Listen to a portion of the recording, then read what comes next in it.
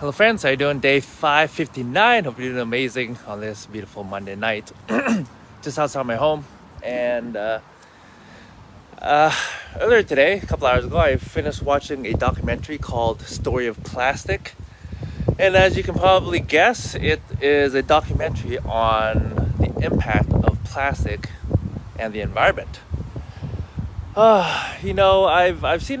I've read a number of stats and seen a few things, but man, just watching something like this, kind of all the numbers and the stats and all that, it just definitely makes me feel more concerned, but also hopeful because I think nowadays, especially the younger generation, uh, they're caring a lot more about the environment and working towards solutions to actually be making it a better living situation for our planet. Anyways, I don't have the stats in front of me.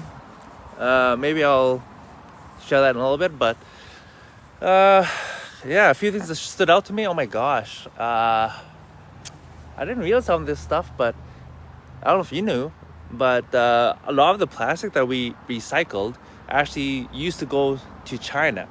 So over 50%, this is stats for the US, over 50% of plastics that were recycled went to China to actually be sorted and either put in the landfill or incinerated.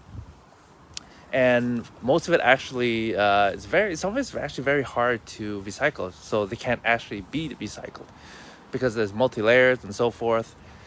And then other European countries like England also sent their trash to China, and that happened for a few decades. But then recently, I think the last 5 years or something, China basically stopped wanting to be the world's landfill, and they stopped taking all this plastic in, and so each country has to now deal with all their internal plastic. And the thing with plastic is that it basically takes forever to degrade. It comes from petroleum, so the oil companies, and what is it? I think a stat from India that it showed a couple that lived pretty close to a landfill and basically projecting to live 15 to 20 years less than the average because they live next to it. And most of it's plastic. And to me, like, is it worth it? And whose responsibility is it to actually take care of all this? Is it us, the consumer? Or should it be on the companies actually producing all this? Of course, the companies that are producing all this, their stance is, well, there's nothing wrong with the product, so you got to figure a way to dispose it. And they're trying to rally or essentially force the local governments to actually have taxpayer-funded recycling programs. And so there's a number of things that obviously it's all for profit, and it's touted to make society or life easier, more convenient. And the worst plastic stuff is single-use plastics, because those things basically last forever and you only use it one time. It really adds up a lot. And you know where those things go? Landfill, into the waters. But guess what? In the water, the fish eat them up, and then people who eat fish, it goes into your body. And do you want to be having, like, I don't know, plastic pellets inside your body that will never degrade, basically? Like, our body has some great filters, but I don't know if you want to be having that stuff in your body. But unless we actually do something to change our ways, our habits, it's going to get worse and worse and worse, especially as the population increases and we have less landfills or just places to actually put all our crap, our garbage. And so, it's getting a little chilly right now. It was sunnier today, but hey, let me actually take you in. I'm gonna share some stats with you. So I'm gonna actually get in front of my computer. All right, hold on. People, hold on, people. Okay. Let me share some stats. Okay. So, wow. Okay. So some fishermen in the Philippines, when they were fishing, they basically, their cash was 60% fish and 40% plastic. That's an insane amount, which is happening right now. And my guess is the amount of plastic will only increase more and more and more if we don't do something different. But but right now there is an alliance of over 1,500 organizations that are trying to deal with the waste problem that that plastics is creating. And so, after, well, during the World War II and shortly after that, people basically lived in a world of thriftiness, right? But then after that, everyone came home, the baby boomers, population, right? So companies started to tout, the message of buying more. And that's kind of where plastics came.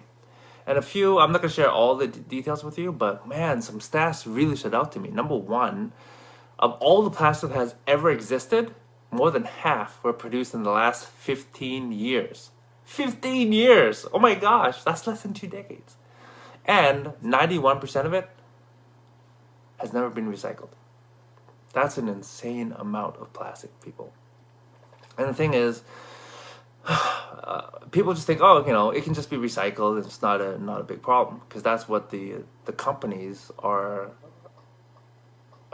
trying to tell you. That's their narrative, and that's kind of how the marketing is, right? But that's not the case. A lot of it, like I said before, is very complicated. And so some stats are 32% of plastic ends up littering the environment in some way, shape, or form. 40% sits in a landfill. 14% is actually incinerated, burned, and then 14% is recycled. And only 2% is effectively recycled, meaning it's actually turned into something that's actually just as useful or more than what it was before. And so again, it just goes down to really the bottom line, profit, right? And the oil companies, they make a ton of money. It's not, oil isn't just for cars. It creates all the plastic stuff. And yes, plastic has actually been able to produce some amazing products to help with health stuff, to help people actually live and so forth. So there can definitely be a lot of positive uses to it. But the majority of plastic is actually really, really bad for our environment. Because when it gets burned, like a lot of these really, really bad chemicals are dispersed into the environment. And when it's in the environment, we breathe it in, especially people who live really close. Oh my gosh, I can't imagine. Their health must be deteriorating, and just a lot of problems can really arise from that. And so, when I hear that stuff, I just kind of ask, is it really worth it? One thing that said in the documentary was that, a healthy environment is a basic human right, and I agree. I don't think it's worth it to basically kill our planet in the name of profit and to be hurting other human beings along the way. That's just my belief. But I know for myself, a lot of this stuff, I had no idea what plastic or the amount of plastic that was actually created. For me, I like to have things that are convenient, right? It does take effort if we're going to change things, okay? And every little bit actually counts. And so, one of the things that our society has been able to change and help in that, however small it is at the beginning, is just to ban plastic bags, right? Just by doing that, oh my gosh, it takes so much out of the landfill already. And guess what? Companies were forced to actually change and innovate. And at the end of the day, that's what policies can do. And let's see what else here.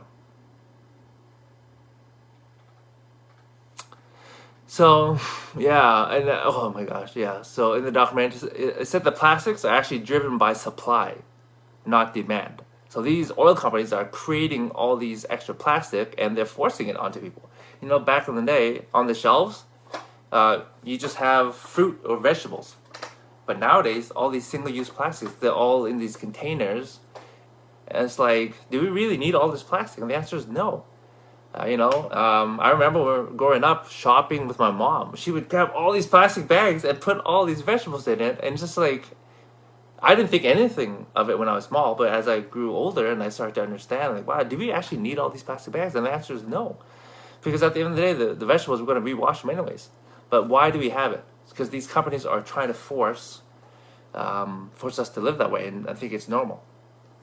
And so, again, I think the first step to change is awareness. We got to be aware of what we're actually doing and how we're living our lives and the impact that it has on really the global economy.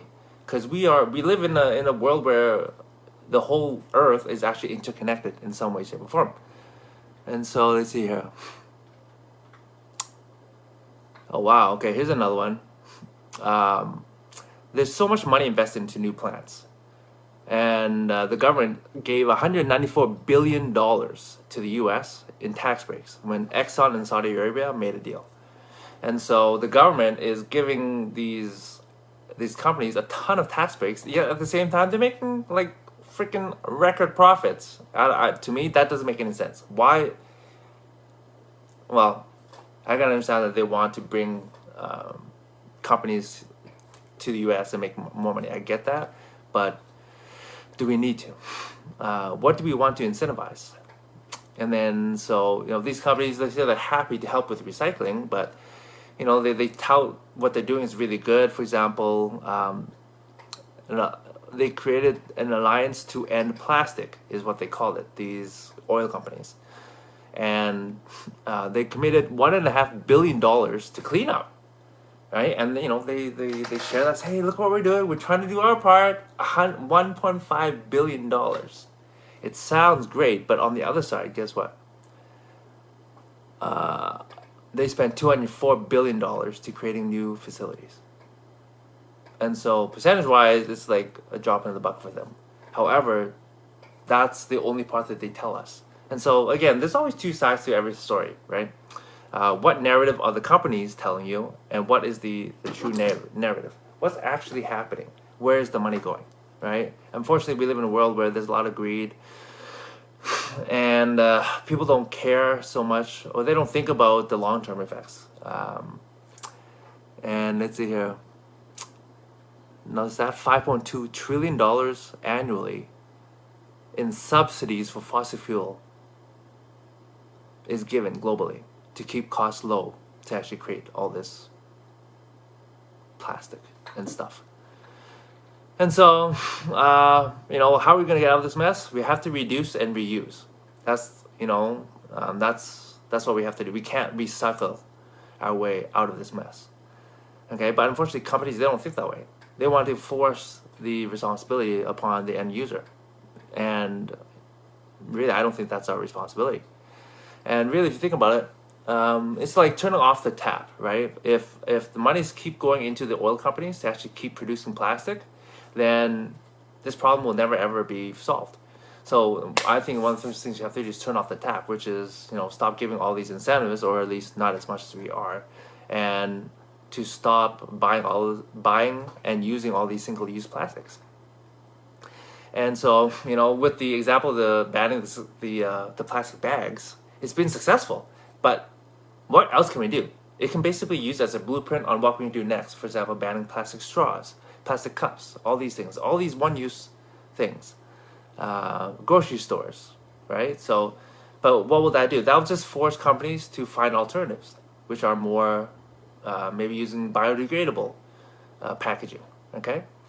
And so, solutions, what can we do? Number one, we can fight to end fuel subsidies, like I mentioned. Number two, we can make companies accountable for the life cycle, the impacts of their products. And then number three, really, when the companies own the impact of their products, that's when the plastics crisis will be over. But until then, I think it's like scooping in the thing. It showed a tub being filled with water, and we're scooping out with a plastic spoon. We're going backwards, my friends. And so, that's kind of all I wanted to share. There's a lot more to it. If anyone wants to see it, I think it is being screened for free right now for the next few days. Just shoot me a message. I can shoot you a link. But at the end of the day, we can all do something to make a positive impact. Okay, so like a few simple things: stop using plastic bags. Stop. Start bringing like a cloth shopping bag. if you're going for coffee, bring a reusable cup, a metal straw instead of a straw, asking for a plastic one. Like all these different little things that require you to actually do something. Takeout containers, right? Maybe bring your own instead of get it from the restaurant for leftovers and so forth. But anyway, you know, this is just one part of it. There's so many things that we can do to make the environment better. In other subjects, textiles, right? Clothes. Like how much crap. Okay, I'm not gonna go there. But anyways, just remember that every little thing that we do is making an impact on Mother Earth. Okay, so I just encourage you to just be aware of what you're doing and the impact it has on the environment. And so, if anyone ever wants to chat about it, let me know. There is a group that I go to that I frequent. They usually meet once a month or once every 2 months, called Green Drinks, and just people either in the field or not in the field, doesn't really matter. But we just have conversations about green topics, right? Environmental. Maybe it's solar power or different energies or environment, right? But yeah, I think having these conversations allow us to really open our eyes and hopefully create some better ideas on how to improve life. Anyways, friends, that's all I'm going to share tonight. Have a great day. Bye-bye.